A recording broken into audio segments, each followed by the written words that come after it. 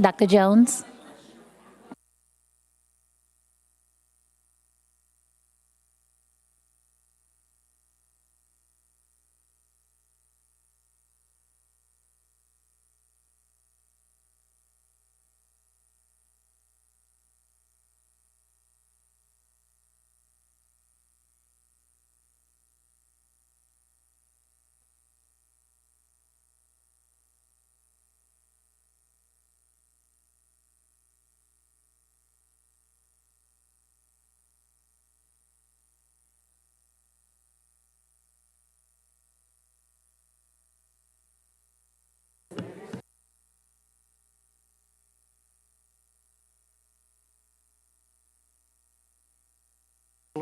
Because I think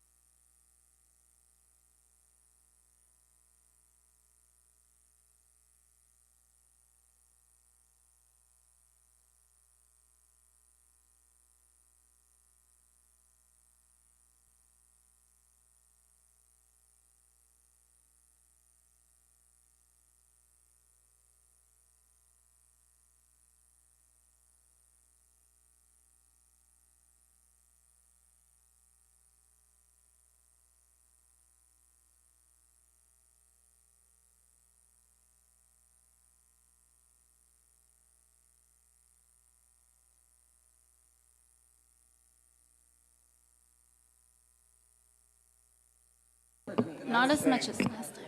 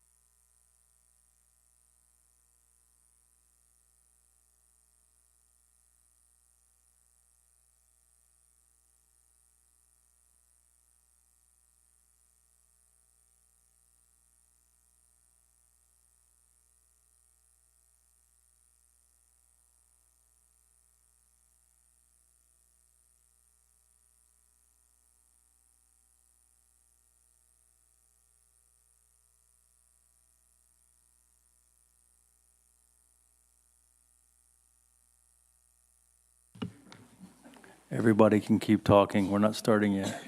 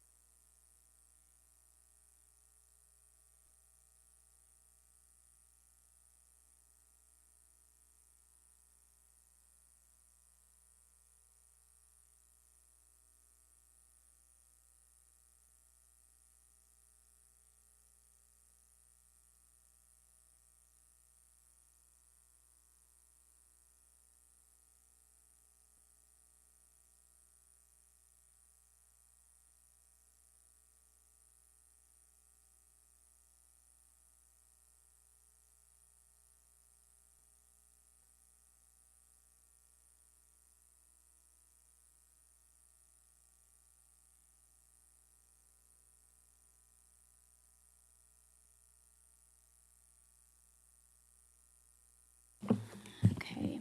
Good evening, everyone. The time is 6:30 p.m. and the Board of Trustees, forgot that.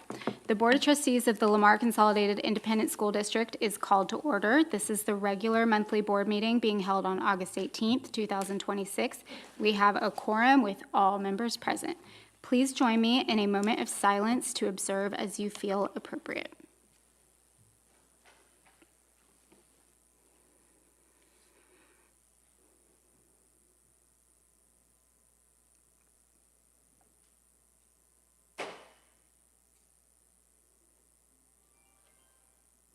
Thank you. Before we begin our pledges, I want to say that this one is a little extra special. We typically have the privilege of welcoming LCISD students from the 6th grade to lead us, but tonight our student guests happen to be some of the kids who know this board the best. Our families and our children especially share us with this district in a lot of ways, and it's very special to have them with us tonight. So please stand and join me for the Pledge of Allegiance and the pledge to the Texas flag, led by Brooke Henderson, Briscoe Junior High School, Ashland Henderson, Frost Elementary School, Ren Lambert, Steenbergen Middle School, Esteban Murillo IV, Randall High School, Piper Hotzel, Reading Junior High School, and Augie Hotzel, Campbell Elementary School.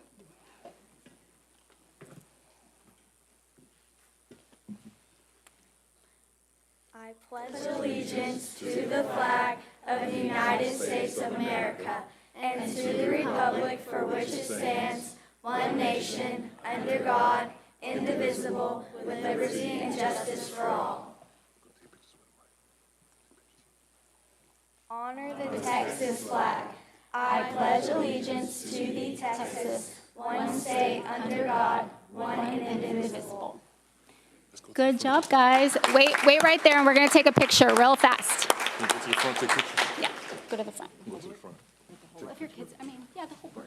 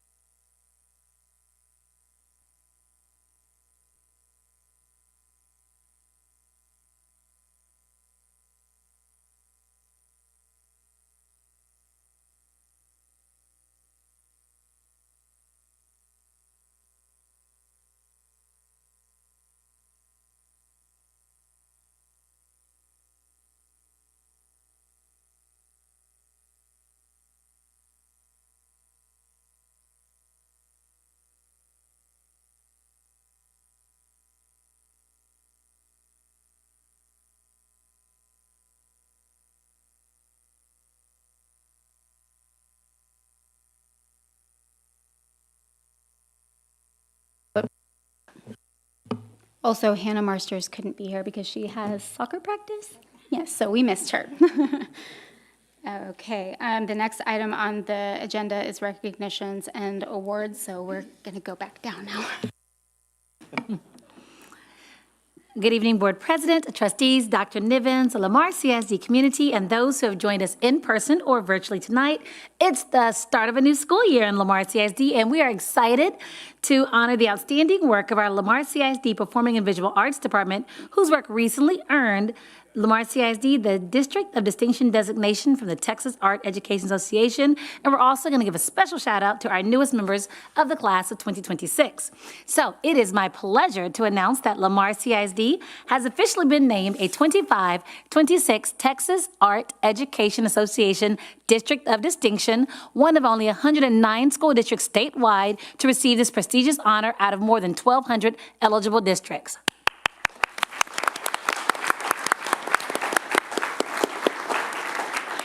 Districts are evaluated in areas such as professional membership and participation in TAEA, student exhibitions, competitions, community engagement, field experiences, service learning, and cross-curricular collaboration.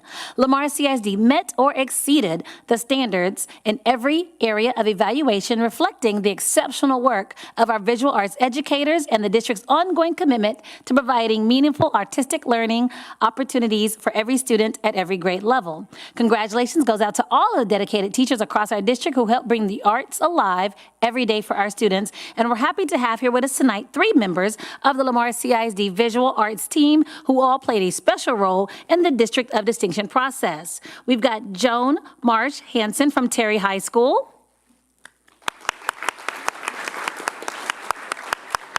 Christian Ferdeberg from Thomas Elementary School. And Jeremiah Moore from Steenbergen Middle School. At this time, we're going to have them all come forward to join the trustees for a quick photo, celebrating this incredible award and all the work that went in behind the scenes to make it possible.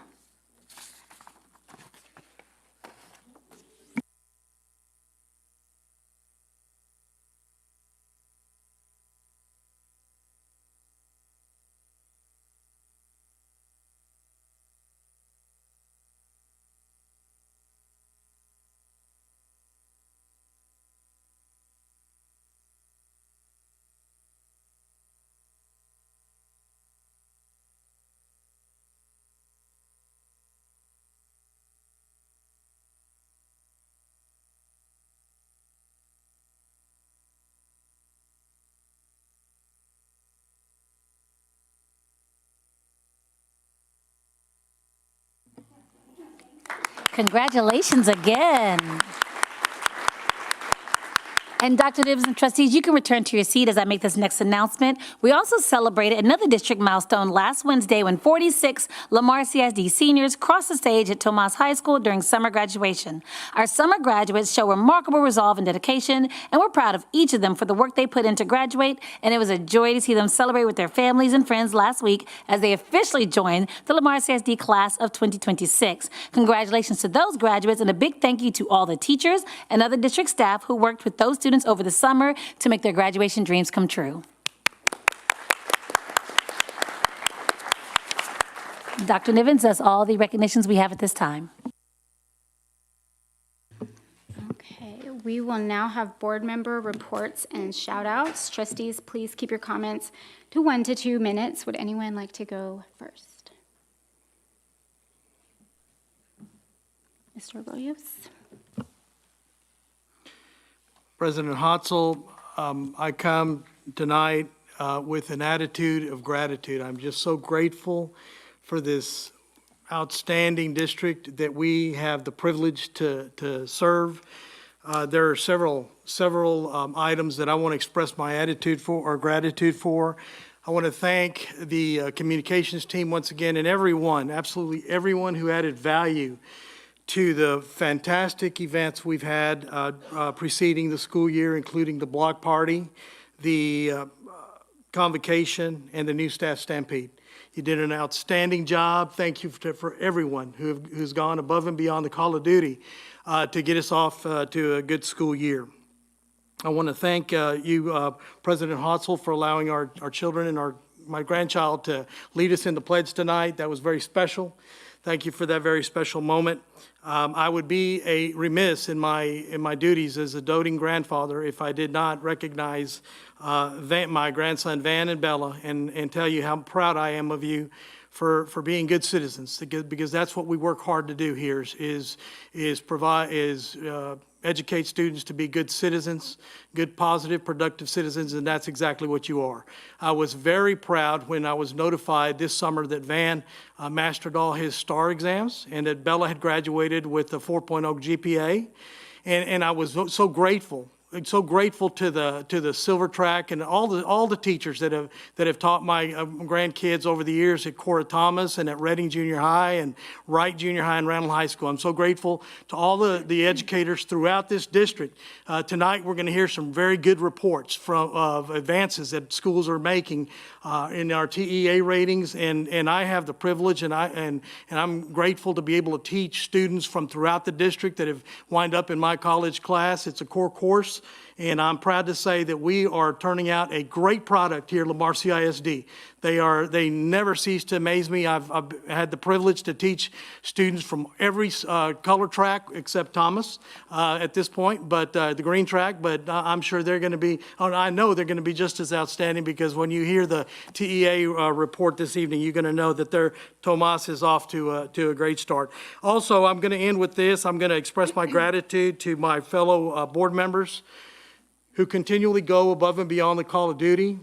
If you see us united, you see us voting together, it's intentional. We work very hard at that, and we do that to set a good example. And I'm excited about this year, because I know that being all in, includes our board members. Our board members are all in, and our children right there represent the babies that are in these seats that you're educating. And so, as far as I'm concerned, all in is not just, it's more than a slogan. At Lamar CISD, it's a lifestyle. So having said that, I just want to mention that I appreciate the collaboration, the leadership that we continually see from each individual board member that we have up here. And having been a proponent of economic development for many years, I know that large companies and parents look at good school districts when they plan to relocate. We are growing for a very good reason, because we are an elite school district. And to echo Dr. Niven's comments during our June board meeting, an elite school district is a place where a student can get an elite education regardless of their zip code. And that's happening right here. And when people like Elon Musk look at Lamar CISD to locate a company, it's because of the good governance that is right here in Fort Bend County, and it starts right here with Lamar CISD. So thank you all. God bless you. And I'm proud to have the opportunity to serve along with you. Round of applause. Who would like to follow that? All right. All right, ladies and gentlemen, let's, tonight I want to give a massive, massive shout out to all of our educators. Thank you so much for stepping up, saying yes to the call. It seems like every few minutes there's another anonymous post or comment online criticizing our schools. Many of the questions being asked and many of the problems people claim need fixing could be resolved by simply going to the source and asking a person and taking the time to understand the full situation. Right now, education is complicated. There's almost always more context and nuance that fits into an anonymous Facebook post. I know it can be discouraging to our staff and our employees, our educators, our paras, our front desk administrative assistants, to see the incomplete information and unfair assumptions and sometimes intentionally unkind comments being shared publicly by people who are unwilling to attach their names to them. So to our educators, thank you for refusing to let that noise distract you from the work that you are doing. Thank you for continuing to show up, support our students, teach them, encourage them, and feed them, take care of them, answer the call every single day. The people doing the actual work see you and appreciate you and know the difference you are making. So thank you, thank you, thank you, all of our educators. To add to all of that, I agree with everybody. But our officers, they just have done such a good job this week. I know it's last week with the start of school. Traffic in Fulshire is insane already, and then you add 3,000 kids to it, and half of them driving. So I just appreciate them being out there in the mornings and the afternoons. I know it's hot, and people aren't always happy and kind, but it really matters. It makes a difference, and it made this week actually go much smoother. So thank you. I'll go. I have a shout out to a new principal in Lamar. She is the principal of Briscoe Junior High. Miss Brandy Wheeler accepted the challenge of coming to Lamar, and I am so grateful that she did. Being in education, people that make a difference are people that create relationships. And Miss Wheeler went out of her way before school even started, but I was truly blown away as a parent to see what she did for my own child on the first day of school. So I just want her to know that her little trinkets and her little gifts, and while they may seem silly, they mean the world to those kids. And when you build those relationships, you're gonna have their hearts, and that's where the real learning begins. So thank you. And I know she's not the only one, but it's those that really do make a difference.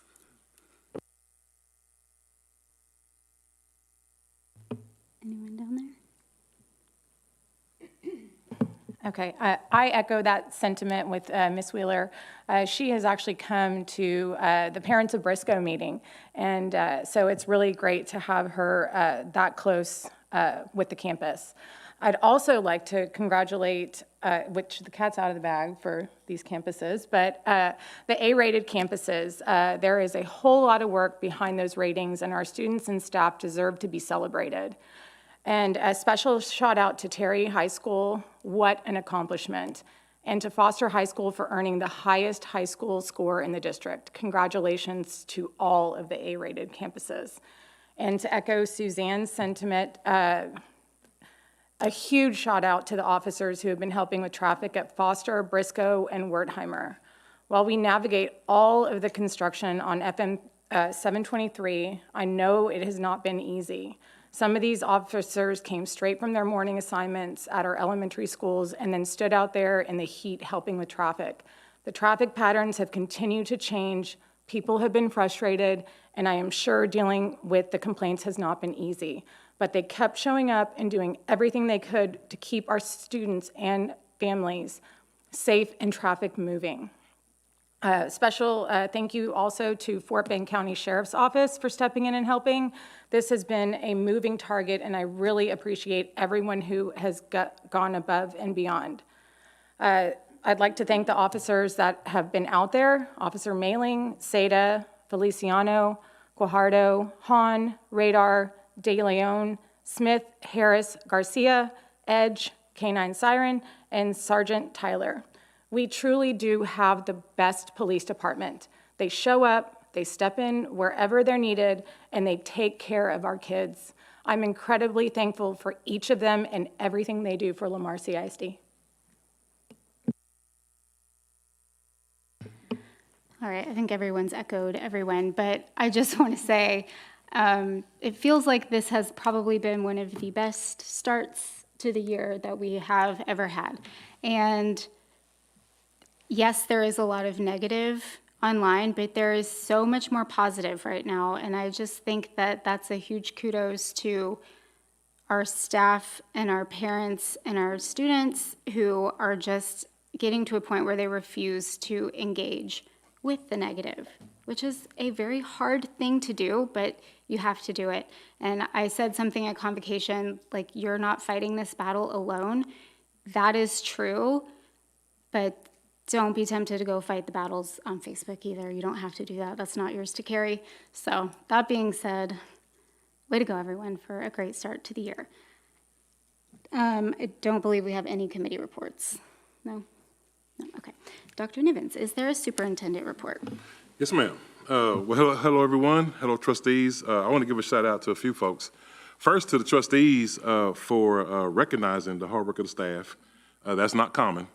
And that just means you guys are doing a phenomenal job. And so last week, I went to, out of our 61 campuses, I got a chance to visit 59 of them. I ran out of time before I got to the last two, and so I get to the last two this week. But being on campus, I mirror what our president is saying. It's been a scary, smooth start to the year. And so we're going to knock on wood that we keep going. But I want to give a shout out to our students, our staff, and our parents, and our community for everybody working well together. Also, what Trustee Lambert said earlier, and what my president is saying, I tell the staff, stay out of the comments. You're never good enough. And so when you have a moment, you should Google T.D. Jakes when he talks about giraffes and turtles, and I'll leave it at that. But we really focus on the giraffes. We don't focus on the turtles. The turtles are the people who find negative in everything. But we want to focus on the giraffes, the people that are want to be excellent, want to help us be excellent. We are in no shape, form, or fashion a perfect school district, but we are an elite school district, and we're working towards that.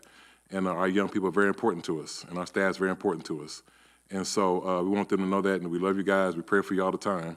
And let's keep rocking and rolling. This is week number 2, and we have a lot more to go, and we're just gonna only get better. And so I appreciate my staff, I appreciate the parents, but I especially appreciate the young people, because you didn't ask to be here. You didn't ask to be born to the family you were born to. You didn't ask to go to the school that you're going to. And so it's our job to make sure that you have an elite education, all right? So thank you so much. Thank you, Dr. Nivens. Ms. Johnson, are there any public comments?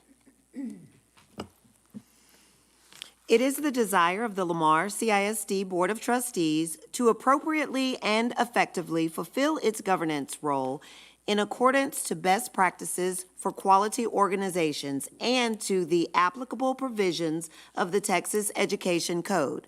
Trustees also desire to afford an opportunity for input from the public.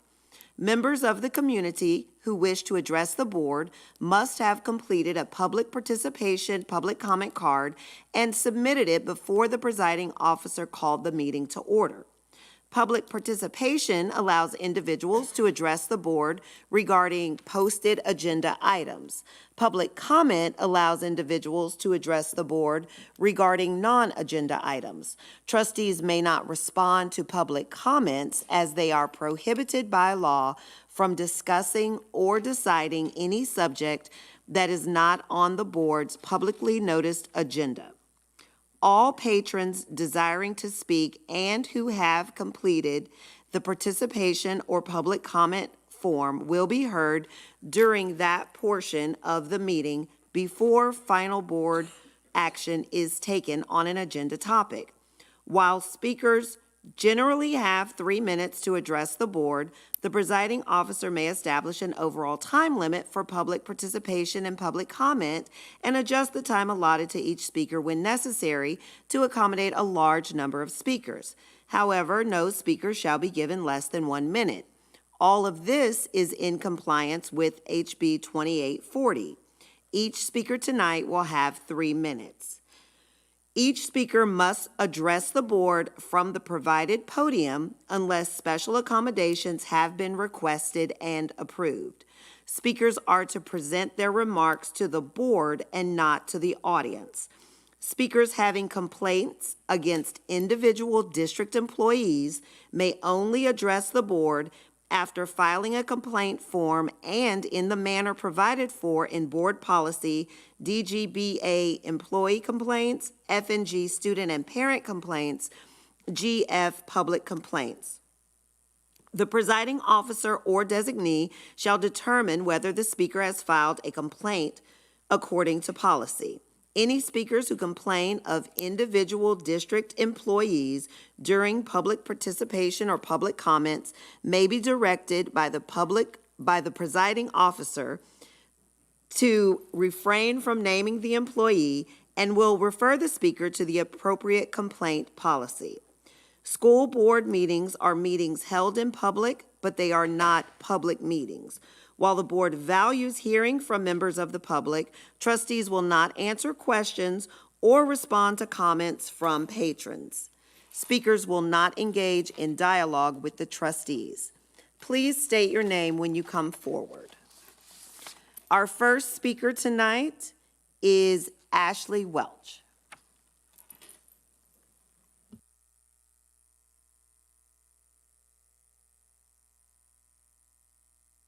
Hi. Not good with public speaking, but I'll do my best here. So I just want to say hello and thank you for taking the time to discuss this with me. I am a parent at Bilstein Elementary, so new to the green track over there. We are having an issue where the kids come in for lunch and instead of being given the choice to sit where they're sitting, they're being assigned seats daily. And it's not the same seat every day. They're not always sitting at a table. They're sitting at random tables with random friends and random people every single day with no choice or autonomy over this. It's an issue because social time is literally the only time that these students have to socialize. They're coming from elementary into middle school, which is already a very awkward time for them. And so this is their only time where they can relax, talk with their friends, and just build relationships. and taking away that ability to choose with who they sit with significantly limits that socialization. Even if they want to build new friendships with new friends, they still don't even have that opportunity because it's always somebody new. They can't build a friendship in 30 minutes every day with new people. While I do understand some of the reason is structure and things like that, and they're worried about bullying, I just feel like there's better ways that we can address the bullying concerns, especially with students that are doing that or maybe excluding peers. Those students can be addressed with individually, but basically punishing the mass for a short few doesn't really seem fair as well. And then I also want to state the safety concerns that this is now causing, in my opinion, because you are forced to now sit with whoever you walk into the cafeteria with. My son, along with other kids, are waiting outside the hallway. They're trying not to go in. They're getting yelled at for doing so. They're like, oh, well, we'll meet up in the bathroom or we'll meet up here. So that way we can now walk in together, which is a safety concern. They need to be going where they need to be going at all times. I know Dr. Nevins has pushed on this, is consistency among all of our schools. I have lived in my home for over 10 years. I moved into the gold track. That's where I wanted to go. I wanted to go gold track. So I moved into my home. Unfortunately, somebody colored outside the line, and I'm a little small part that got zoned out. That is fine. So I've gone green track along with people that were eventually went purple track. They moved into that area assuming they were going to Roberts and Lehman, and now they were zoned out. I contacted both Wertheimer and Roberts, and they allow for student choice on their seating arrangements. So why is our middle school being punished for something that they have no control over, since they were the ones that zoned out? And then obviously my biggest concern of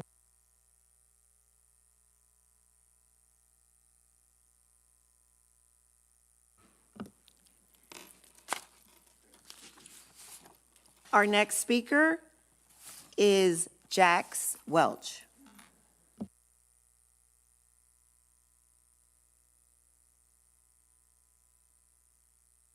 Hello. Today I would like to address the seating arrangements at Bilstein Middle School lunch. Yes, my mom just talked about it, but also it's a concern for mental health because, like me, I struggle with social anxiety and speaking, and every day I have to sit with new people that I don't know and don't really want to talk to because I don't know them, and I get scared too. And being assigned a seat next to a stranger can cause anxiety because it puts you in an unfamiliar and sometimes uncomfortable social situation. You may worry about what the other person thinks of you, whether you will have to make a conversation or whether you will feel awkward sitting so close to someone you do not know. For people who already are shy or nervous in social settings, being unable to choose where they sit can make them feel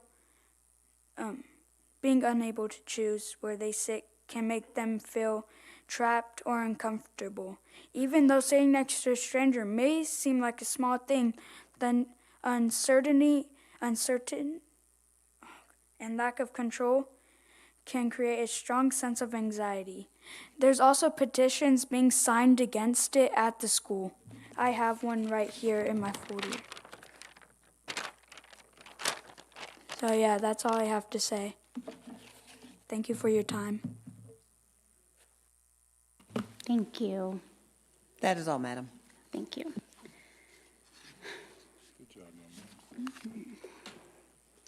Okay, we will now take action on the consent agenda. Are there any items that the board would like to pull? None? Okay. Okay, hearing none, may I have a motion to approve the current consent agenda? Trustee Box makes the motion. Do I have a second? Trustee Welch makes the second. Any discussion? Okay, I now call for the vote. Trustees, please cast your vote electronically at this time.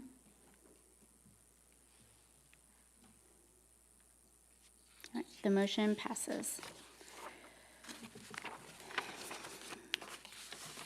Okay, we will now have presentations on the future action items. Yes, Madam President, we have Mr. Buchanan who's going to talk about New Terry High School. Good evening, Dr. Nivens and School Board. Tonight, we will bring forth a discussion about the Terry High School and the design development related to it. So here's our CTE Center located at Spur 10 and Klosterhof. The new Terry High School will go adjacent, which will be the east side of this complex. So here's option number 1.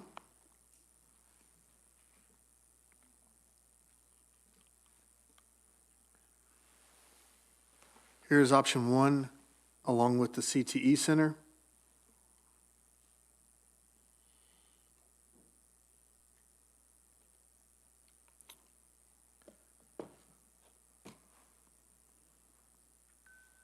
Option number 2.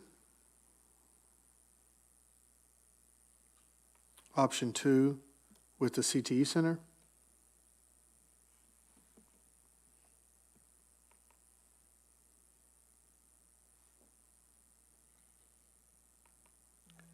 Option 3. Option 3 in the CTE Center.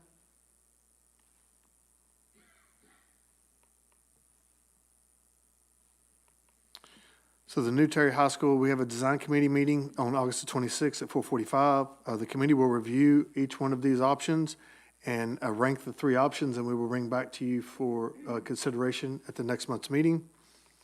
This is a future action item and does not require any action at this time.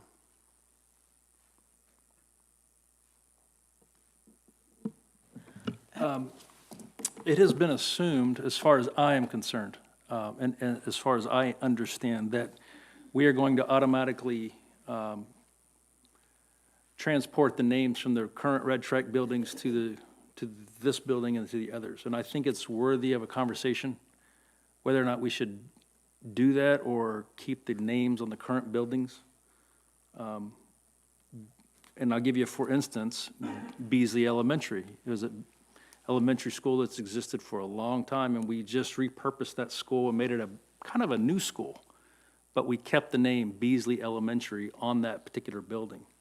So my request is that Dr. Nivens would poll the board to see if there's a majority that would be interested in a discussion. I am not making an opinion or expressing an opinion either way on it, but it's something that we haven't talked about, the future junior high and middle school that will be eventually built there. I don't know if we're going to just automatically move those names over or if it's worthy of keeping the names on the current buildings because there might be a repurposed of those buildings in the future. Like maybe the Fine Arts Center at so-and-so or something along those lines.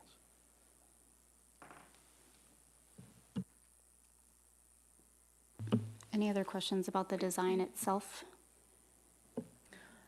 Who's on the design committee? They're usually made up of our principal, and then we'll add our area superintendents along with people, director levels in the district. Okay. And then with the 3 options, is there any cost differences? No, ma'am. And the first 2 look like they have a design element of red. Does the third have that same design element? No, ma'am. We were producing options that have varying variations within them, and option 3 was one that did not have red in it. Okay. And with the first 2, what is that material? They can vary. A lot of them are, could be metal, they could be composite plastic, things of that nature as we flush throughout the design. Once we get the rendering done, then we start fleshing out the materials Okay. and being more specific with those. Okay. Thank you.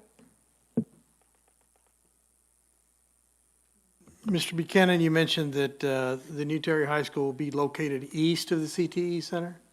That is correct. Okay, so correct me if I'm wrong. If I'm not mistaken, that means it would be behind it. No, sir. Spur 10 actually runs east and west. Right Yes. through there. So as you pull up to that traffic light, the CTE Center is to your left. Yes, Terry High School would be to your right, both facing Spur 10. both facing Spur 10. Okay, I've got you. I was thinking 59 east-west, but you're saying spur 10. That makes sense, okay. And the reason for my question is I presume that the traffic flow is part of the planning process, of making sure that we have efficient traffic flow out of both of those buildings? Yes, sir. Currently, we have a traffic impact study that's being conducted Okay. on all of those sites, and we're working with TxDOT along with the city of Rosenberg. Good, okay, glad to hear that. Okay. Mhm. President Hotzel, I also want to concur with Trustee Welch's remarks. I want to thank Trustee Welch for broaching the issue. I think that's part of what I'm talking about, the leadership on this board, is we have fantastic individuals, leadership that speak up on issues like that, and thank you so much. I commend you for those remarks, and I would concur that we should consider whether or not the naming should remain, or what to do with naming the facility. Anybody else? Good? Okay.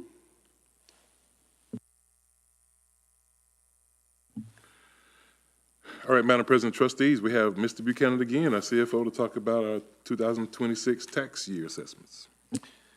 Good evening, Board Trustees. Tonight, we want to bring forth a discussion about our tax rate. If you'll remember, in June 9th board meeting, we approved our budget since we went to a July 1 district. Now we have to approve our tax rate. This is our historical tax rate.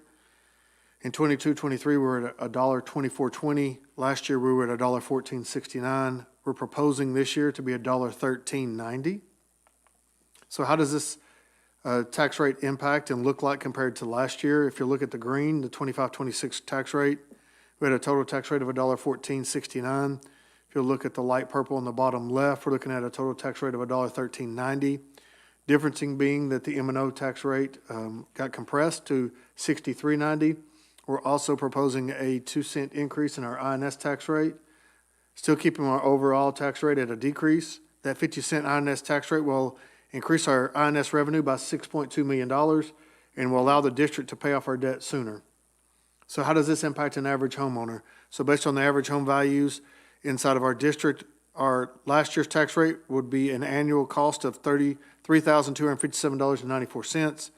The 26-27 proposed tax rate would be $3,235.50, which would be a yearly decrease of $22.44 and a monthly decrease of $1.87. This is a decrease of the total tax rate. Board, this is a future action item and does not require action at this time. Questions or discussion? Mr. Buchanan, since we switched to the July 1st fiscal year, by the time we adopt this tax rate, and we're doing that at the next meeting? Yes, sir. By current law, the tax rate has to be adopted by September the 30th. So we'll do it in September. So by then, we'll have the confirmed valuations from the CAD, the Fort Bend Central Appraisal District. Is that correct? Yes, sir. We got our certified values at the end of July. At that End of point in July. time is we have to submit it to the Texas Education Agency, and then they give us our tax rate, our Tier 1 tax rate. Appreciate it. Thanks. So, Mr. Buchanan, I know we've been through this in prior meetings, but I've slept since then. So I just want to get some clarification here and also provide this clarification for anyone who's joining us, particularly online, that may have not caught prior discussions regarding this particular budget. Correct me if I'm wrong. It's my understanding that this is a balanced budget. Is that correct? That is correct, sir. All right. So that means that we're not dealing with the deficit at Lamar CISD. This represents a decrease in our tax rate, which enables us to still provide a cost of living pay increase for all of our employees. Is that correct? Yes, sir. All right. In addition to providing lowering taxes, providing a cost of living pay increase for all of our employees, does this enable us to pay down debt sooner? Yes, sir. Okay, fantastic. That's good to hear. And tell me, in your professional opinion, I know that you have access to surveys of other districts, districts who are dealing with their budgets at this point in time. Are most districts, in your opinion, able to provide pay increases for their employees and lower the tax rate and pay down debt sooner, as we're doing here in Lamar CISD? No, sir. Okay, so what is your analysis of what you've seen in terms of the studies you've reviewed? So what we have conducted by the Texas Association of School Business Officials is currently 50% of school districts are looking at decreasing not only staff, but also not allowing raises for next year. And they're making significant cuts because all of them have deficit budgets and are having to maintain that. So they're not giving a cost of living raise, and then they're also not having the opportunity to be able to down their debt sooner. Okay. Thank you, Mr. Buchanan.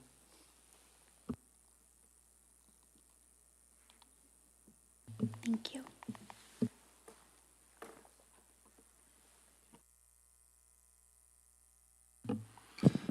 Okay, so let's go back one to the tax rate.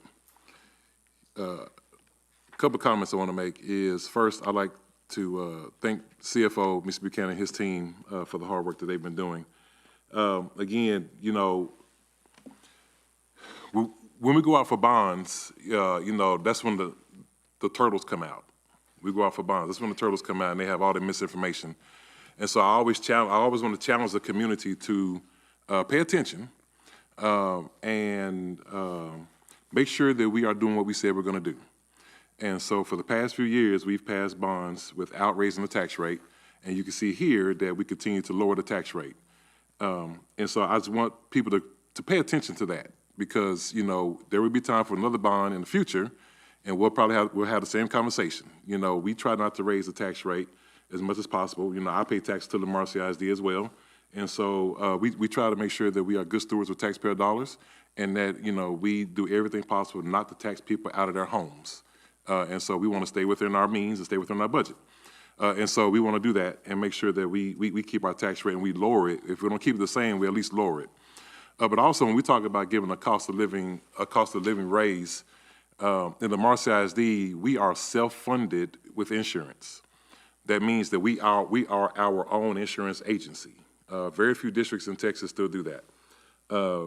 We don't have an increase to our insurance this year, do we, Mr. Buchanan? No, sir, we do not. So again, while other people that are in the TRS system are seeing significant increases in their insurance, the Lamar CISD has decided not to increase their staff's insurance, but we are taking on that burden ourselves to make sure that we don't pass that off as much as possible. Now, I do want to make sure we are clear is that the deficit is coming our way. It hadn't hit us yet, but it is coming our way, depending on how things play out, of course, legislatively. And so we are preparing for that. And so we've talked to the board and the board finance committee about setting aside money, you know, for a rainy day and making sure that we assign fund balance, because this time next year, we're opening up 6 campuses, a lot of campuses. And so I always had to give a shout out to my bond office, because those men and women do a phenomenal job at getting our schools open and getting them open on time. And students able to walk into the buildings and have the awe effect and be able to go to a classroom and receive an elite education they deserve with our staff. And so, again, I just want to challenge the community to pay attention to the tax rate. If you see it go up, I'll be the first one that you should talk to. If you see me in HEB or somewhere, come talk to me about it. But we are making sure that we are not doing that. And so you'll hear a lot of misinformation come to you, especially at certain times. But the tax rate is remaining level or lowering every single year. And you can see in 2022, it was $1.24, and now it's $1.13. And so just follow the math. Just follow the math. Don't listen to the turtles. Follow the math.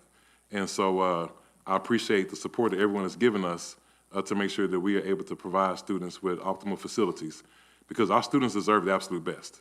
It doesn't make sense for Lamar CISD to have subpar facilities while our neighboring districts have outstanding facilities. That tells our children what we really think about them. And so, and if you ask me, I'm all about kids. And anybody that knows that, anybody that knows me knows that. And our children deserve the absolute best. And so, again, for everybody in the room and all the folks that are supporting us, we thank you so much. But to everyone else, please follow the math. You don't have to just take my word for it, But follow the facts, and you'll see. Mr. Buchanan, thank you and your team so much, sir, for all your hard work. We appreciate it. Thank you. Dr. Nivens, can you remind us what it costs roughly to open, or maybe Mr. Buchanan, either one of you, has got the figure in your head, what it costs to open an elementary school? In addition to what we're currently funding in this district? Roughly $2.7 million. 2.7 million, and that would be an elementary. So, of course, next year we're opening 3 schools that are not elementaries. So there's a lot more involved because of staffing and other things. Yes, sir. And we're working through all that currently, looking at next year's budget and those impacts. Right, because that 2.7 million, that's not INS, that's M&O dollars. Those are dollars for salaries and lights and field trips. And so we have to make sure that we are financially solvent to make sure that we can open schools and have them staffed appropriately and not lessen the experiences that our children get on the campuses.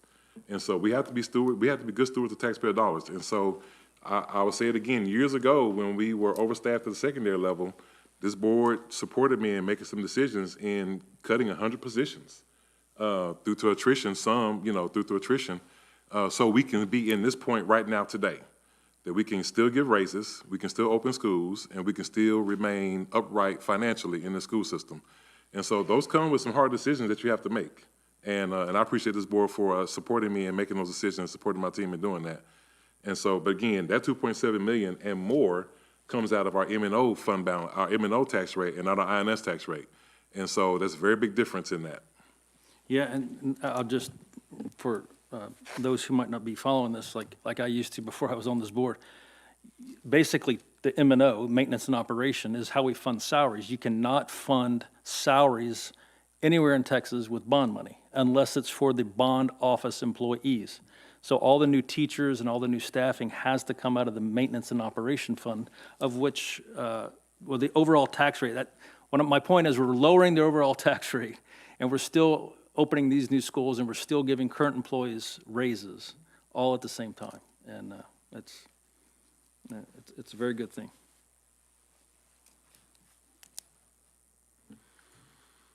All right, next, Madam President, trustees, we have a discussion for DEI instructional requirements. Good evening, Dr. Nivens, President Hotzel, and members of the board. Tonight, I will provide an overview of Senate Bill 12 and the new annual certification of compliance requirement. This presentation is intended to provide the board with an overview of the district's responsibilities, the required certification that will come before you for approval at the September board meeting. Senate Bill 12 was passed during the 89th Texas legislative session and addresses several areas of public education, including parental rights, instructional requirements and prohibitions, diversity, equity, and inclusion duties, and student clubs. For tonight's presentation, one of the most important provisions is the creation of the new annual certification requirement. Under the Texas Education Code, Section 39.008, school districts must annually certify compliance with the specified laws. The superintendent must submit that certification to TEA by September 30th each year following board approval. TEA sent this formal Senate Bill 12 annual certification of compliance requirement to school districts and open enrollment charter schools on May 14th, 2026. This is the first time school districts are required to submit a Senate Bill 12 certification requirement. Senate Bill 12 also includes provisions related to parental rights and student activities. Specifically, the legislation restricts certain instruction and support related to gender identity, prohibits certain student organizations focused on sexual orientation or gender identity, and establishes parental consent requirements for routine health services. These provisions are included within the broader statutory requirements with which the district must certify of compliance. Another significant component of Senate Bill 12 is the prohibition on certain DEI duties. Under the law, the district may not assign DEI duties to any person and must prohibit employees, contractors, and volunteers from engaging in those duties. The district must also maintain an appropriate discipline policy, which includes the possibility of termination when an employee or contractor intentionally or knowingly engages in or assigns prohibited DEI duties. So in short, everything taught or discussed must be represented in the TEKS curriculum. Requiring students to participate in a club or activity that segregates, separates, or assigns roles to students based on race, ethnicity, sex, or another protected class is prohibited. The law also places an affirmative notification responsibility on the district. We are required to provide every employee with a copy of the applicable discipline policy and procedure. Our online board policies are available through the district website, and we are taking the additional step required to ensure employees and contractors receive the direct notification of these requirements, which was sent via email to all employees and contractors on August 17th. There are several board policies connected to Senate Bill 12, but rather than read each policy to you tonight, I want to emphasize the scope. These policies address the DEI duties, contracted services, employee standards of conduct, the superintendent certification requirement, instructional materials, employee discipline, and certain instructional prohibitions. Collectively, these policies provide the framework through which the district will implement and maintain compliance with the statutory requirements. Senate Bill 12 also establishes specific instructional requirements and prohibitions. As outlined on the slide, staff may not require or teach certain topics related to race or sex as part of the course. Teachers could not be compelled to discuss these issues. However, if they choose to do so, the discussion must be presented objectively and aligned directly with the TEKS curriculum. There is an important distinction within this legislation. These provisions do not mean that students are prohibited from raising or discussing these topics themselves. Districts cannot punish students simply for bringing up these subjects. This brings us to the primary reason for tonight's presentation. Each year, no later than September 30th, the superintendent must certify to TEA that the district is in compliance with the Texas Education Code Section 39.008. Before the certification can be submitted, it must be approved by the board. Once approved by the board, the district will upload the certification document to TEA, and TEA is required to publicly post the certifications it receives.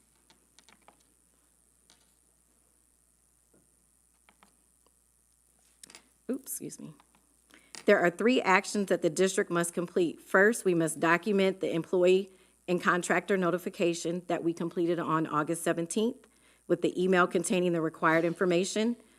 Second, we must compile the record of any changes made to policies, programs, procedures, or trainings in order to comply with the law, including any associated cost savings, and we are in compliance. This has been completed. Third, we must prepare the formal certification, bring it to the board for approval, and submit the approved certification to TEA no later than September 30th. So this will come before you on the September 15th board meeting. Tonight's presentation is informational. This is a future action item, so there is no board action required this evening. At this time, I'm happy to answer any questions you may have.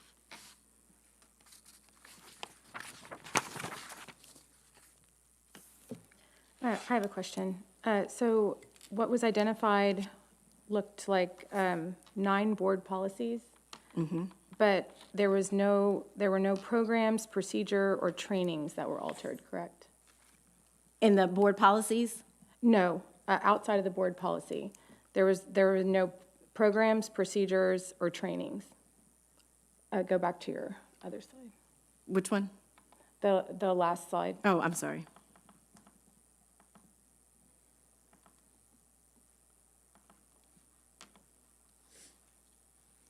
Because in the, I guess the application or the certification that's going to TEA, the only thing that was changed was the board policy. We didn't find anything else, any of the extra programs. Oh, I see what you're saying. Yeah. No, we do not. Okay. We're in compliance. Okay. Okay.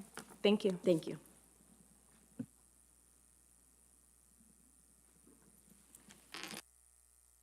Thank you, Ms. Andrews. Do you have something you want to say? Okay. All right. At this time, we will take action on the action items.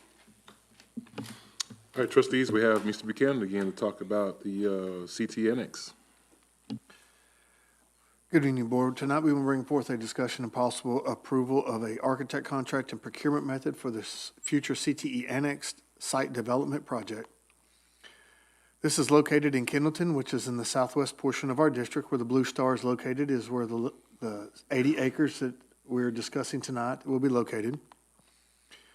This is an aerial view of the 80 acres that we're discussing. If you'll remember the Lamar Living project that we have, those are in the blue circled areas with the blue arrow. What we're looking at is the yellow portion of the land. Right now, the first portion that we have to do is the first step we have to make is we have to hire an architect to help us go through the programming to see what kind of CTE programs will be offered for all of our students, including special education. Once we do that, then through the programming, then we'll bring back to the board for future steps would be action on the conceptual design, the schematic design, the design development, and then the actual construction contract for the project. So, Board, we're asking you to approve the architect contract and procurement method for the future CTE Annex Site Development Project. Questions or discussions? I have a question. So with the CT units, I know that nothing is set in stone, but do we even have an idea of, I mean, yeah, a vision, like what, is it only gonna be special education CTE? Is it gonna be an extension of what we already have? Is it gonna be big? Are we gonna fill the whole land with buildings? What is it that we're wanting to do in general? I mean, I'm sure y'all have some kind of idea in your head before you hire someone to come in. Yes, we do have an idea in our head. Okay.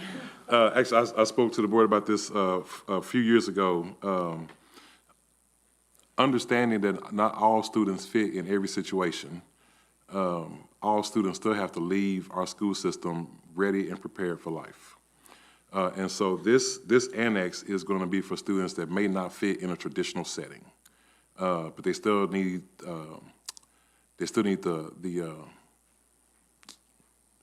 I guess the training, right, to be able to go out into the world and be able to make a living. And so the first phase of this, I'll let Mr. Buchanan talk about, but the first phase of this is really talking about land management, and then we'll move forward on that. So Mr. Buchanan, if you talk about land management, then I can close it out.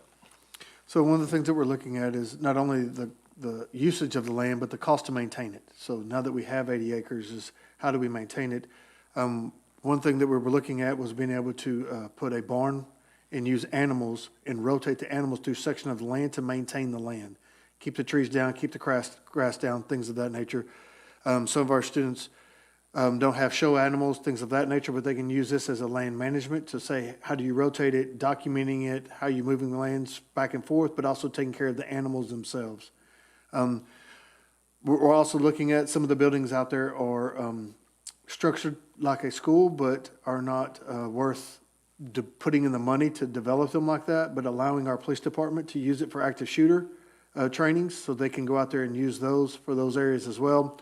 So those are some of the initial steps that we're looking at, but we also need to explore the programs of what's being offered at our current high schools, what's being offered at the current CT center, and then what gaps are there that we can serve our students with this facility, and that's what our programming allows us to do.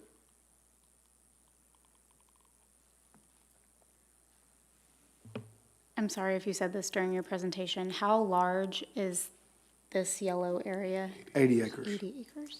Okay. So again, to reiterate, the entire goal is for, you heard me, and everybody's heard me say this, when students graduate from us, they have to go out into the world and be young, positive, productive citizens. But again, every student doesn't fit in every situation.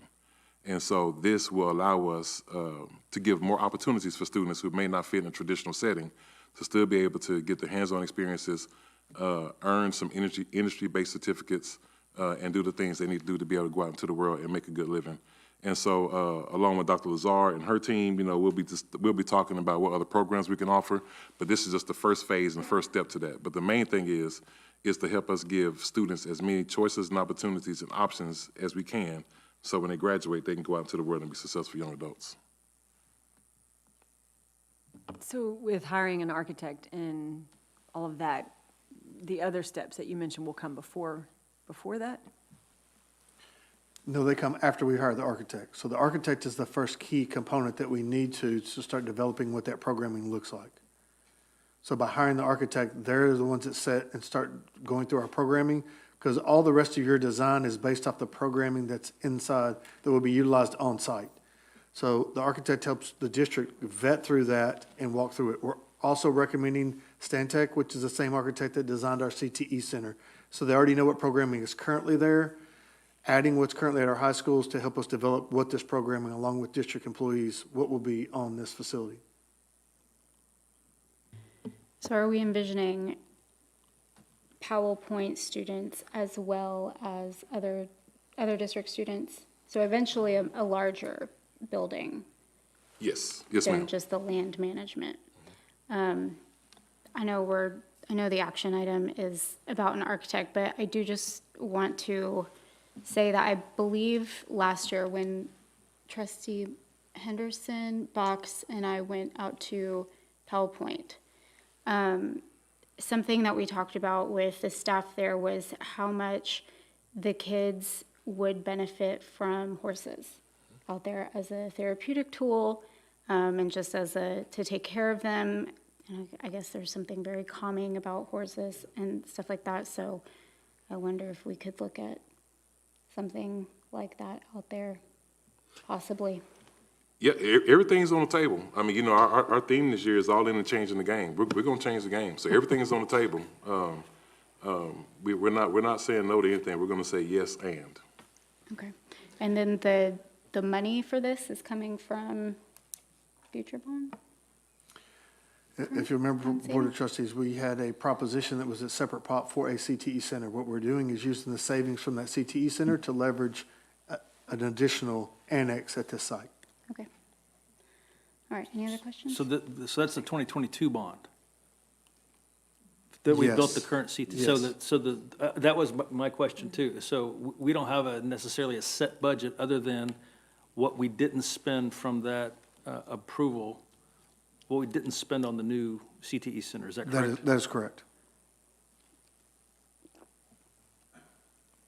I just have a question on timeline. Like, is this something you see happening in 5 years? Like opening doors, kids are on the land? Or is this further out?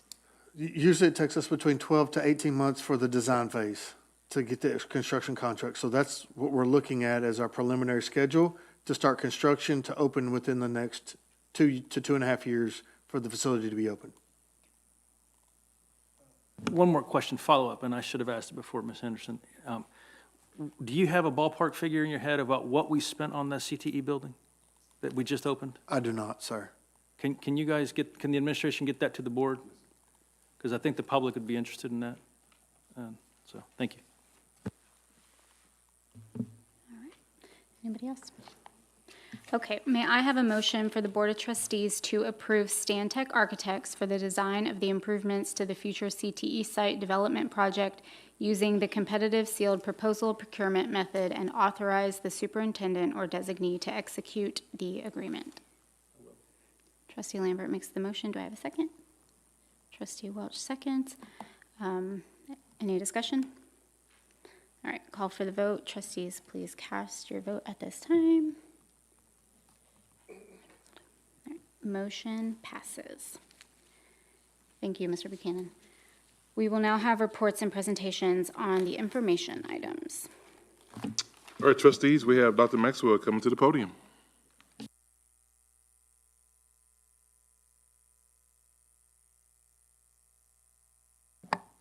Good evening, Board of Trustees and Dr. Nivens. Tonight I'll be sharing the 2026 Q1 demographic projections created by Zonda Demographics. I'll begin by going over some mobility data points that impact the district enrollment and projections. I'm going to start with some data points that are important for our district to be aware of. Over the past 7 years, the statewide enrollment of students in Texas has shifted. The percentage of students attending public schools has declined from about 94% to about 92%, while the percentage of students attending charter schools has risen from about 6% to 8%. Now, 2% does not seem like a lot, but that represents approximately 100,000 students shifting from public to charter schools over that time frame. This map shows the charter schools and private schools either in or near Lamar CISD's borders. This slide also shows the number of students that attend each of these entities serves, which impacts Lamar CISD's enrollment. Another aspect that impacts enrollment in our district is the availability of virtual or online schools for students. This graph shows the increase in the numbers of students participating in virtual or online schools in Texas over the past 7 years. There has been an increase of over 345%, or 56,000 students participating in virtual or online school during that time frame. Other data points that are monitored include the number of student transfers in and out of Lamar CISD. Transferring in represents the number of students who are enrolled in Lamar CISD but reside outside of the district boundaries. Transferring out represents the number of students that reside within Lamar CISD but attend another district or educational entity. One clarifying aspect of this chart is to understand that the transferring out number includes students who are homeschooled, attending another ISD, a virtual academy, charter, or private school.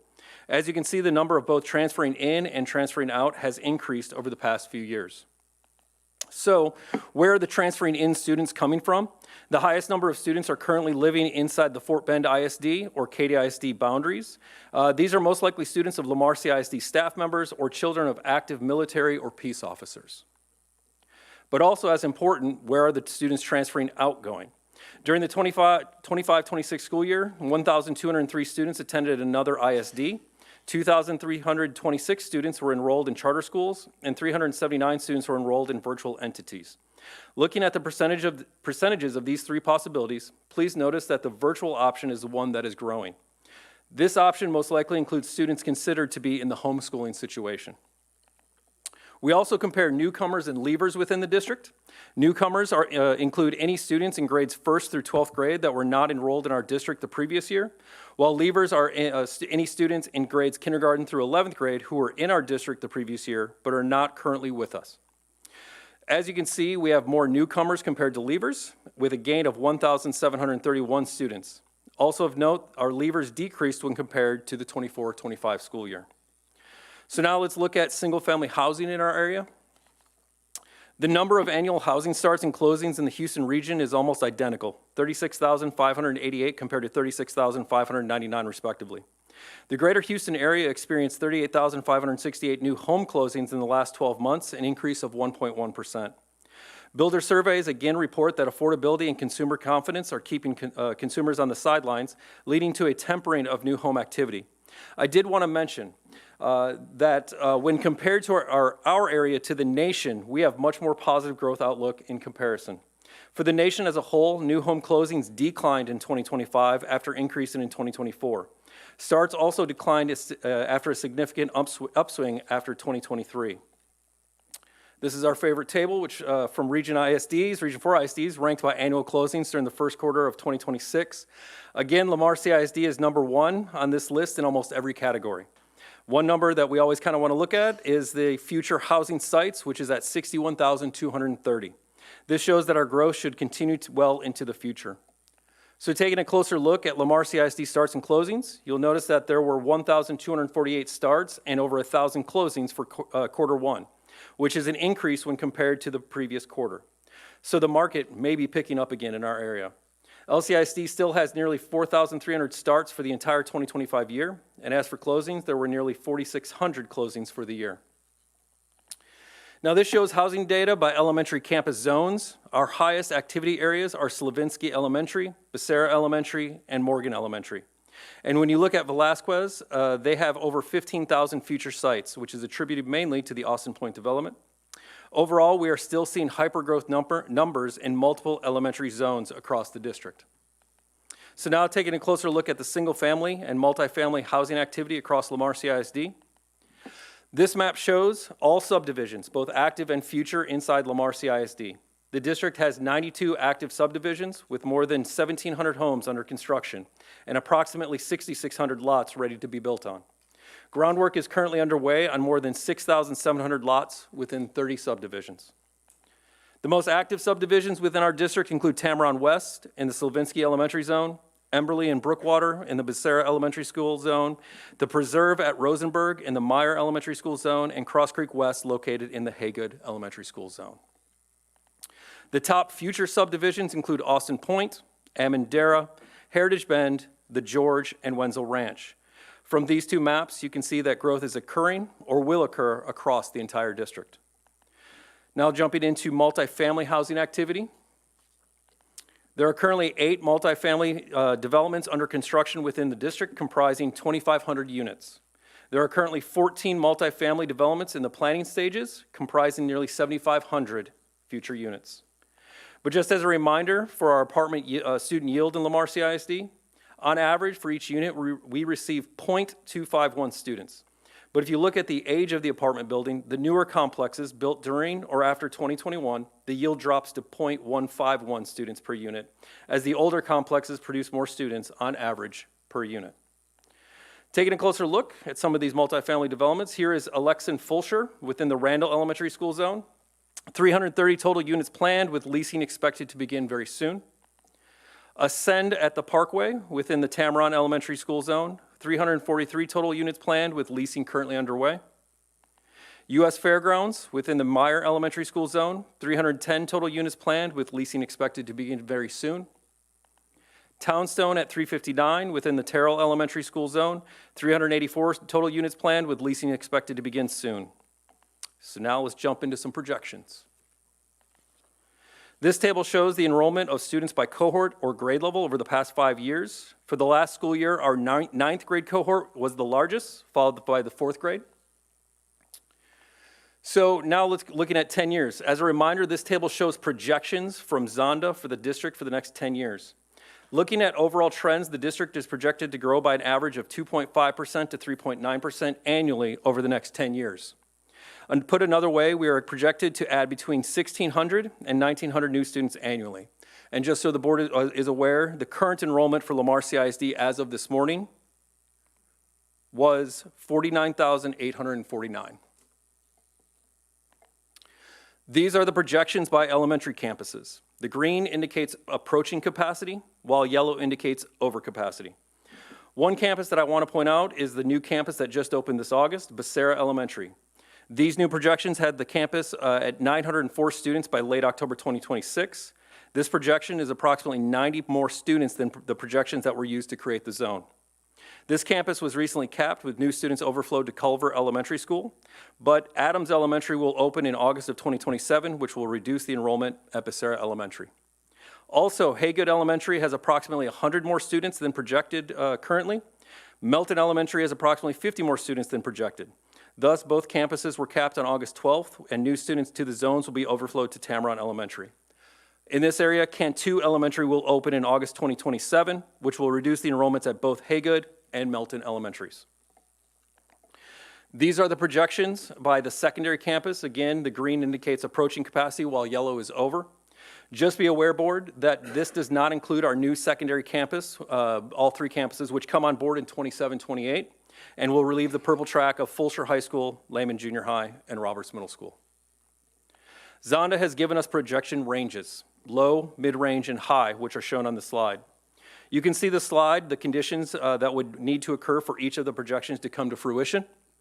Zonda is projecting Lamar CISD to be around 57,600 students by 2030 and 66,200 students by 2035. But I did want to inform the board that Zonda does include data about vouchers or the Texas Education Freedom accounts in their projections. And so I know this slide has a lot of data and graphs on it, but I did want to share that approximately 76% of voucher applications submitted were from the major metro regions of Dallas, Austin, San Antonio, and Houston. Also, of the applicants, 54% were in the elementary schools. As the end of Q1, 3,855 students who live within Lamar CISD boundaries applied for vouchers. Of these, 937 were students who were enrolled in Lamar CISD during the 2024-2025 school year. When we compare the numbers of voucher applicants and total applications awarded, Lamar CISD is lower than our neighboring districts of Fort Bend ISD and Katy ISD. Zonda has included these data points in their projections and will continue to monitor for future projections. So in summary, Lamar CISD enrollment increased by approximately 12,450 students in the last 5 years. The district saw an increase of more than 2,000 students for the 25-26 school year. The district currently has approximately 2,300 homes in active inventory, roughly 6,600 lots available to build on, and more than 61,300 planned in the future. New housing starts were up by 5% year over year in 2026, while closings declined 12%. LCISD is forecasted to have more than 57,600 students by the 2030-31 school year and to exceed 66,200 students by the 2035-36 school year. Board, this is an information item, so no action is necessary at this time, but I'll be happy to answer any questions or if you have any discussion.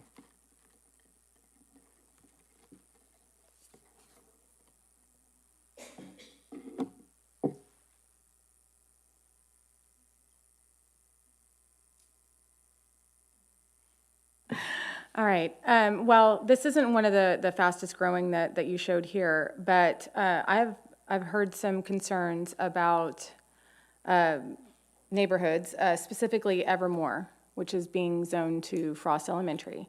And so I have a current listing I printed out from HAR, and while that may be accurate today, can you speak to buyers buying homes to be zoned to certain schools? Yes, ma'am. And just so the board is aware and the public, I do meet with realtors very often, groups of realtors. I actually presented at a HAR event earlier this year. And the one thing that I ask them is to never guarantee where a campus is being zoned in the future. Because of the fast growth that happens in our district, we have to make some difficult decisions. And by we, I mean you guys have to make difficult decisions on where the zones are going to be for new schools and current schools. And so what I share with our realtor friends, our developers, and anybody in the community is to please look at the Find My School, but also be aware that we are opening, as Dr. Nivens mentioned, 6 campuses next year. And we'll continue to open campuses as necessary to relieve our current campuses and to take in the new students that move into our district. And so I tell everyone, I don't have a crystal ball. I can't tell where students are going to be zoned in 5 years, 2 years, because we do have new schools opening. We'll be working through the zoning for Danziger Elementary School in the fall and bringing that to the board, so that could change zoning in that area as well. Okay, thank you.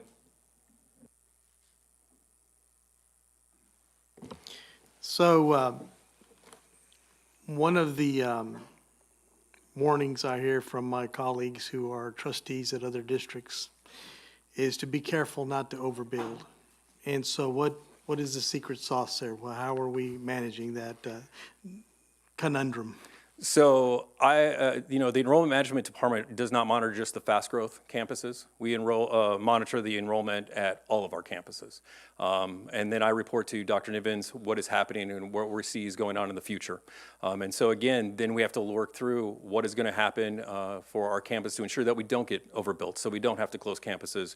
How do we then make sure that we're looking 5 years down the road of where should we make some recommendations for those changes? It's like Dr. Nivens talking about the opening of the Bright Futures Academy and repurposing some of our buildings. So those are discussions that we're having, but constantly monitoring all of the data that we have available to us to then make those recommendations to Dr. Nivens, which then he brings to the board to make those decisions.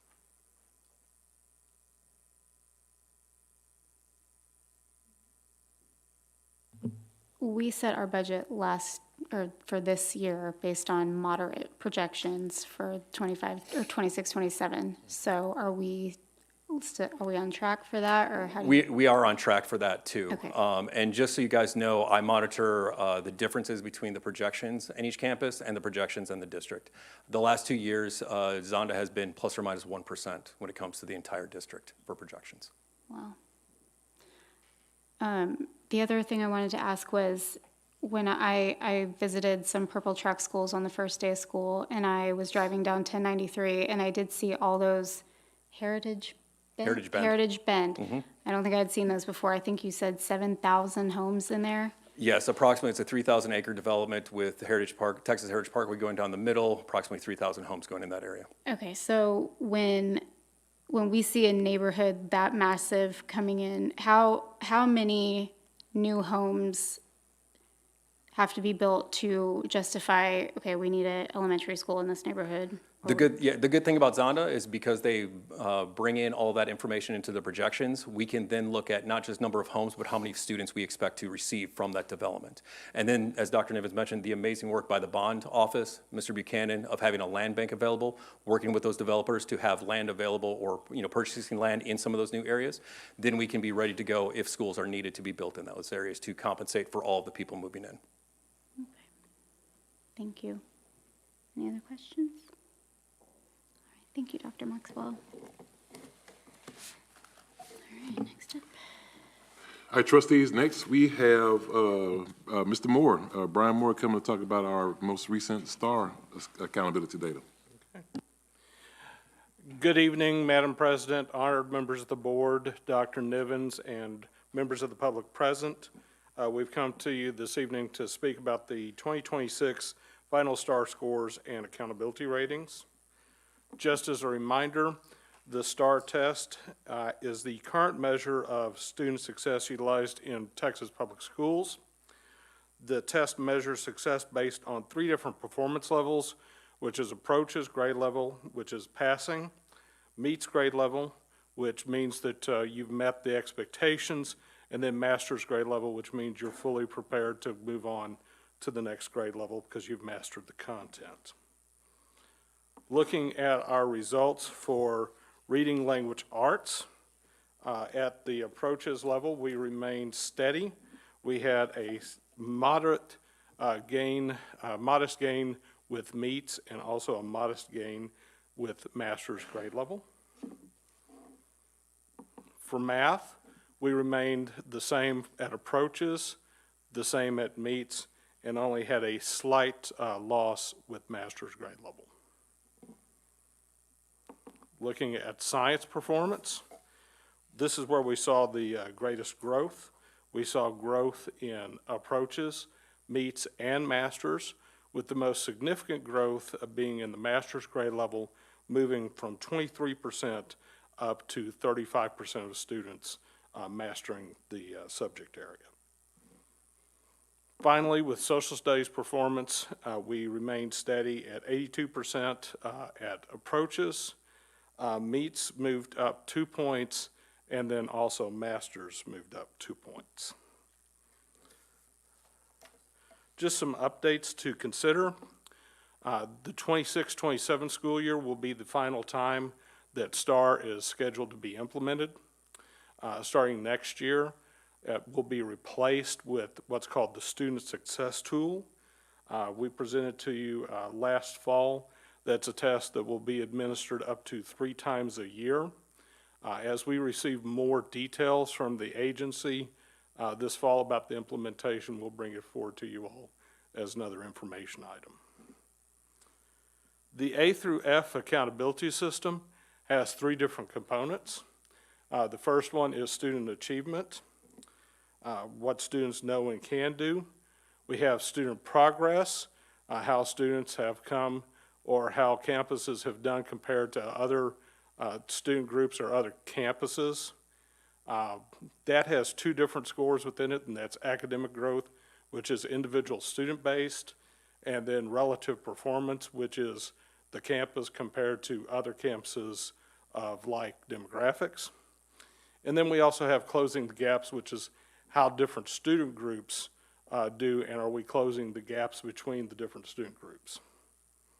So in Texas, when accountability ratings are determined, they have a 70% weighting on the best scores that come from either Domain 1 student achievement or Domain 2 student progress or school progress, and then 30% is weighed based on closing the gaps.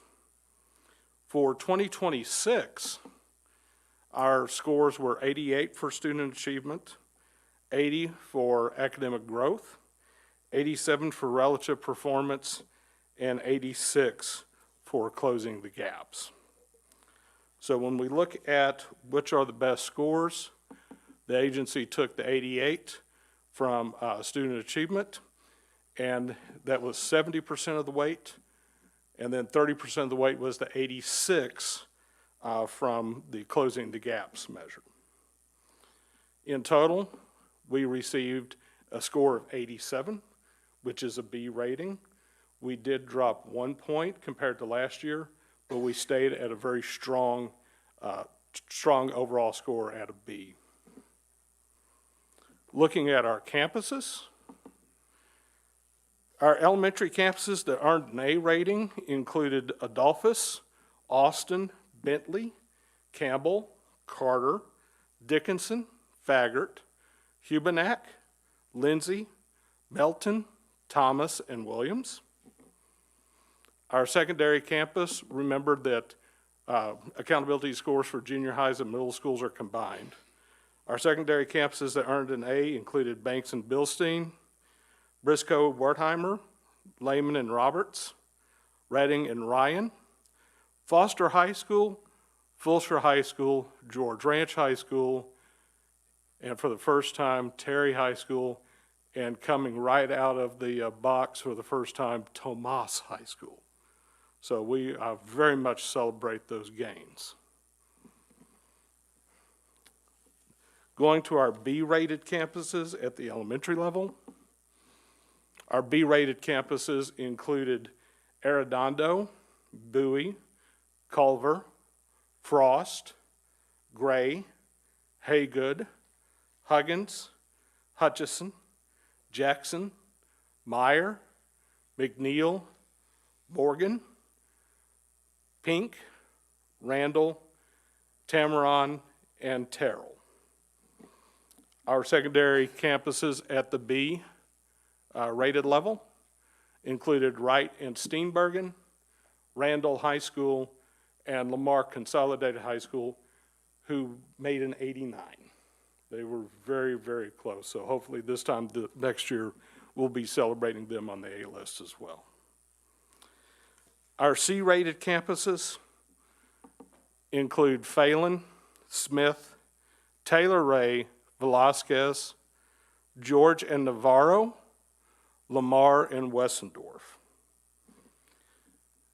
Then our D-rated campuses included Beasley, which is now closed. We've transitioned that into Bright Futures. Jane Long and Travis. Travis is a second-year D-rated campus. It'll be recommended that they engage in what's called the Effective Schools Framework training, which is training on staffing, high-quality instructional materials, assessments, and staffing, as well as school culture. So that will be something that it will be highly suggested we implement it, but it will still be in the board's hands and administration hands as far as how we support that campus.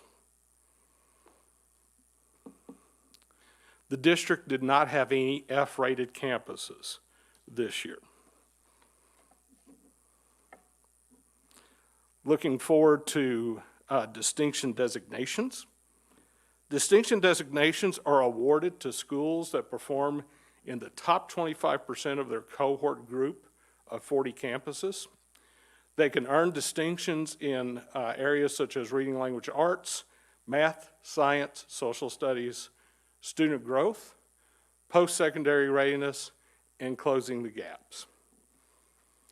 We're very proud to announce, and this is kind of like the honor roll, that the following campuses earned all distinction designations that were possible. And that was Adolphus, Campbell, Dickinson, Faggart, and Williams. Those campuses that earned all but one distinction designation include Tomas High School, Austin Elementary, and Bentley Elementary. And finally, campuses that earned at least 4 designations include Foster High School, George Ranch High School, Meyer, Thomas, Carter, and Gray Elementaries. At this point, I'm going to turn the presentation over to my colleague, Ms. Cottengay. Good evening, Board. So while the district is in a good place and near the top when compared to other districts in the area, there is still room for improvement. One of the areas we will be focusing on this year is student engagement, which is ensuring students are active participants in learning. Lessons should not be sit and get, but interactive and interesting. Another area we will focus on is increasing the level of rigor, which means ensuring there is alignment between the standard and what we are expecting the students to do to demonstrate mastery. To support these efforts, we provided professional learning throughout the summer as well as during our back-to-school professional development days, focusing on engagement strategies and the SE analysis process. We will continue this throughout the school year by working with our instructional coaches and principals during our monthly meetings. District-level support will be provided during collaborative planning meetings. Learning walks will be conducted with campus leadership and teaching staff. Modeling will be provided as needed, and feedback will be given to the campus staff. These areas of focus have been chosen because they impact all students in our classrooms. Priority campuses are campuses with an accountability rating below a B. These campuses receive additional support through campus performance review meetings following STAR and each district assessment. Campus leadership teams meet with district administrators to review their data and present action plans addressing the areas of need the data reveals. District leaders provide feedback and assign targeted support to guide implementation. Beyond district assessment data, area superintendents partner with campuses to track and analyze unit assessment results and monitor progress, putting action plans in place as needed, and the data is also monitored centrally. District leadership will visit classrooms on each campus to monitor the delivery of instruction and provide feedback to campus leadership, and based on the needs seen in the data and classroom visits, targeted professional development and coaching will be provided. Board, this is an information item, so no action is necessary at this time. At this time, we can take any questions or discussion.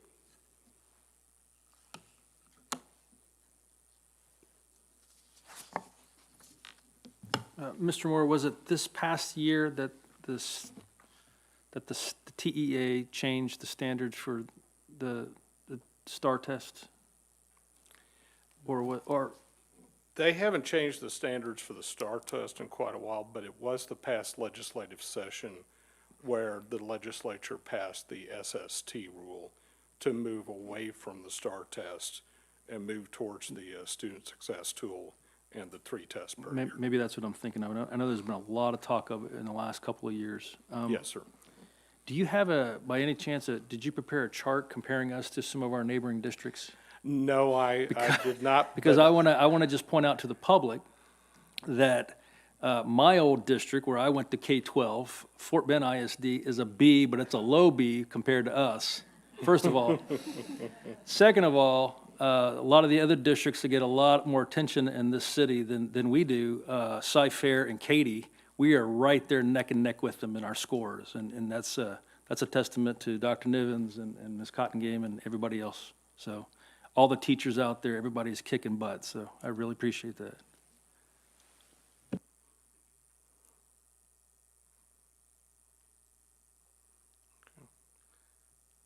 I'm going to try to form my question so that it makes sense. When I first got on the board, 2023, I think the way they were weighting accountability had just changed. I think we had gone through a period where we weren't getting scored because of COVID, and then the way they were weighting changed, correct?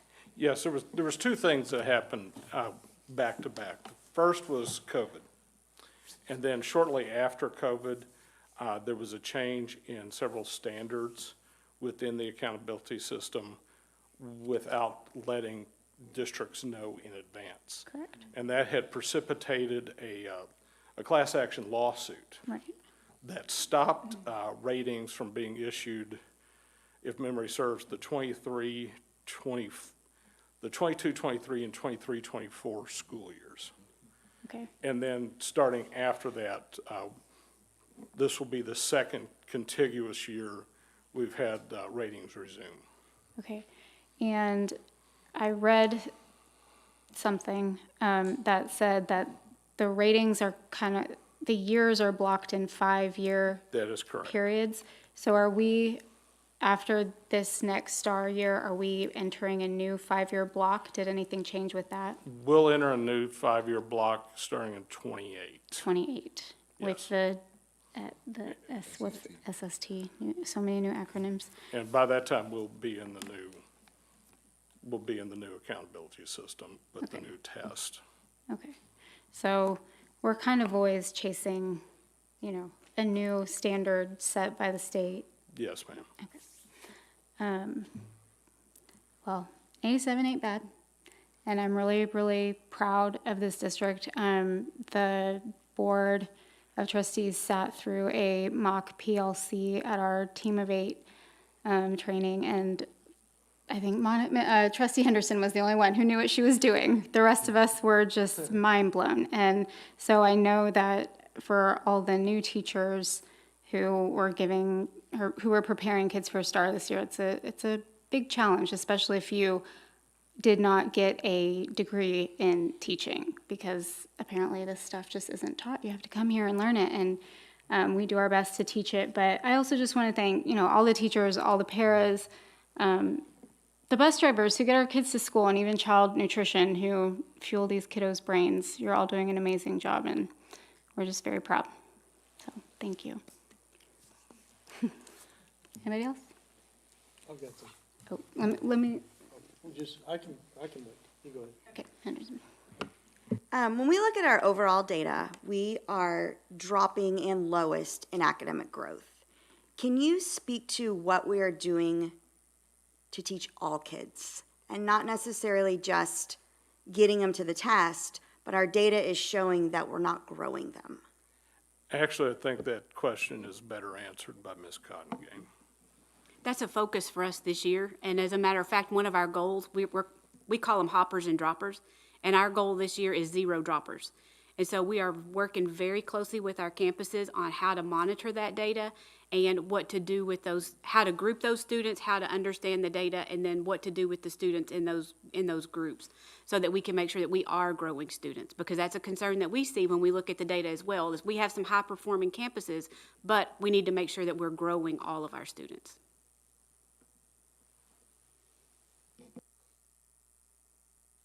I want to add to that. I'm sorry. Yeah, I'm sorry. Go ahead, Dr. Yes, sir. You go. All right, let's see here. So do you have data that reflects the, how Randall High School performed in comparison, this year in comparison to last year?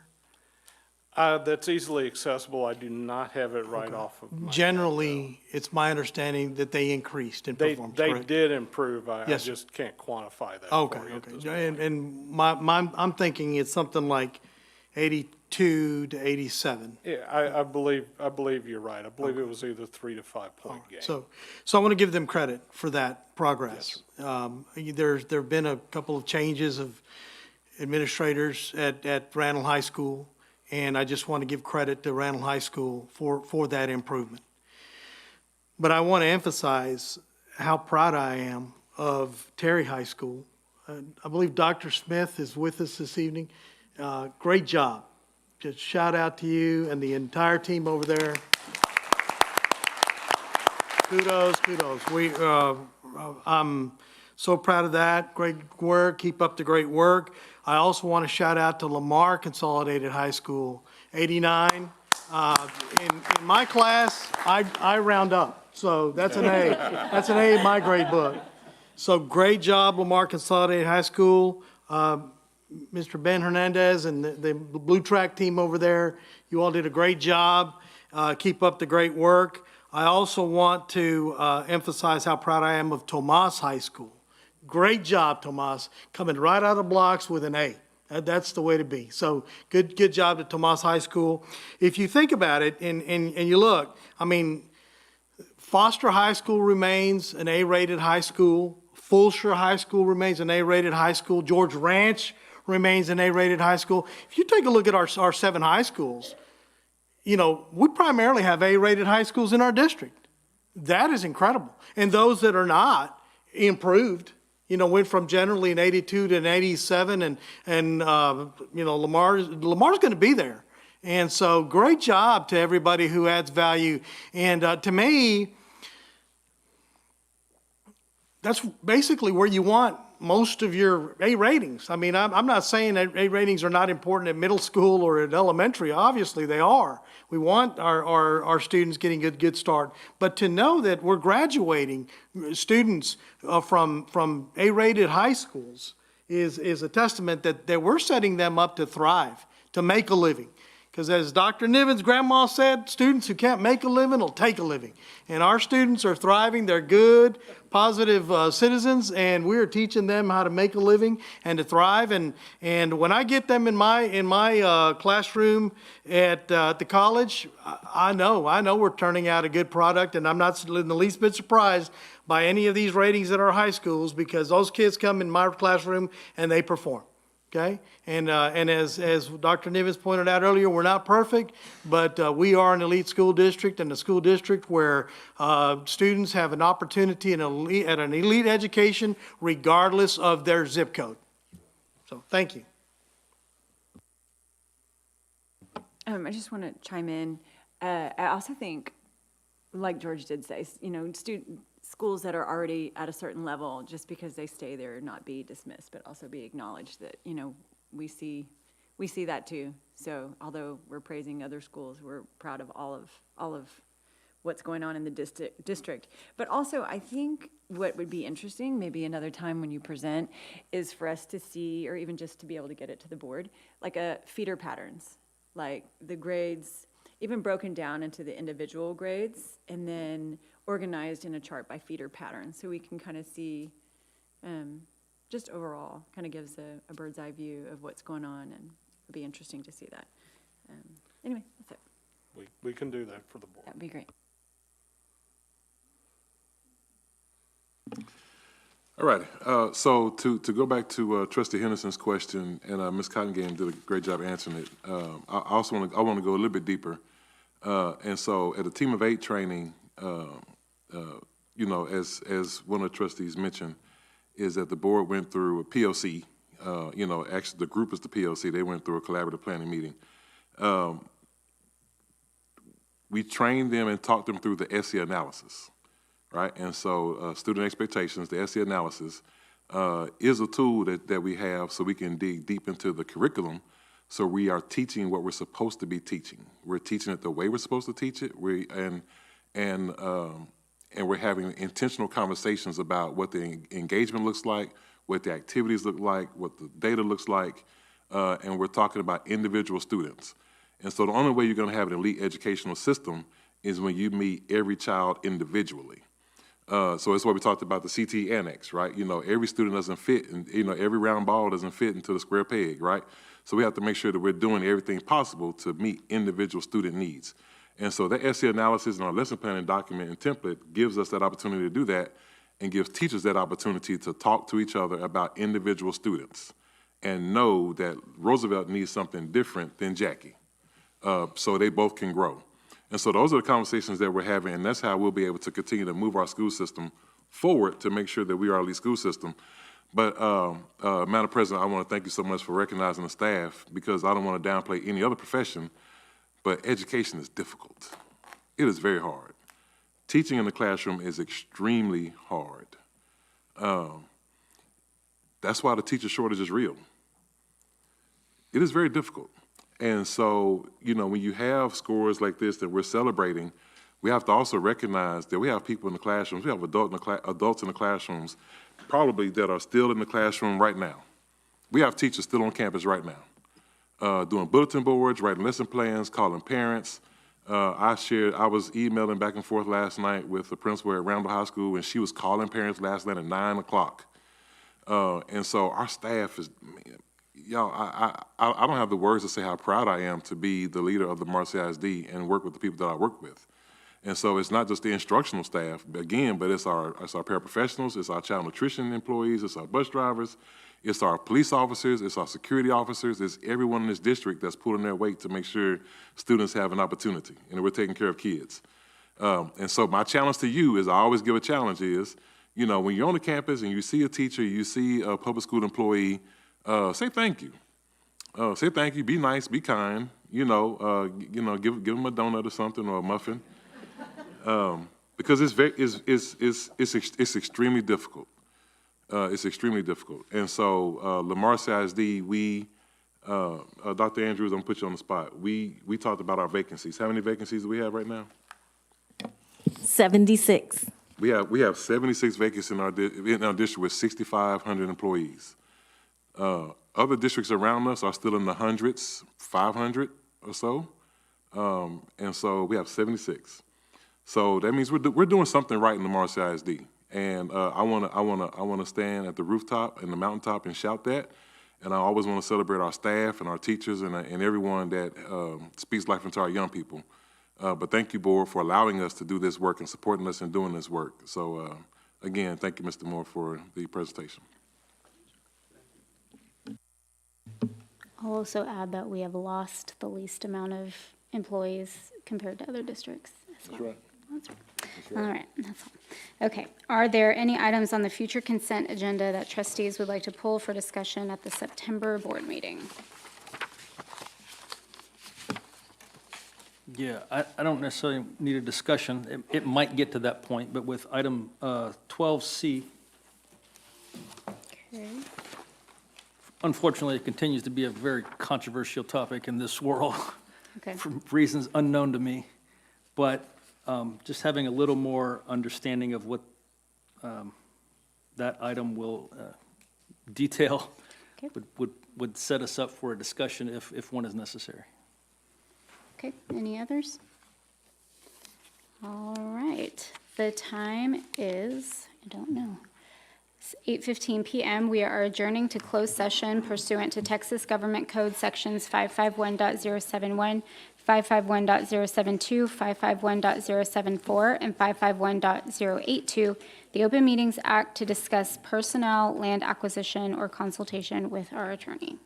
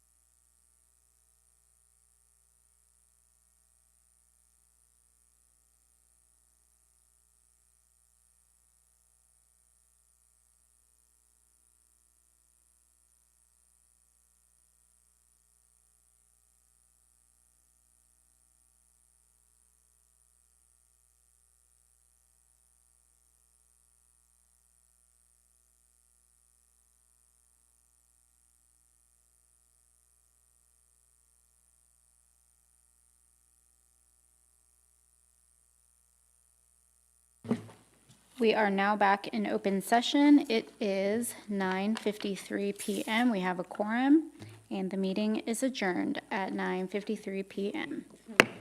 Aren't you glad you stayed?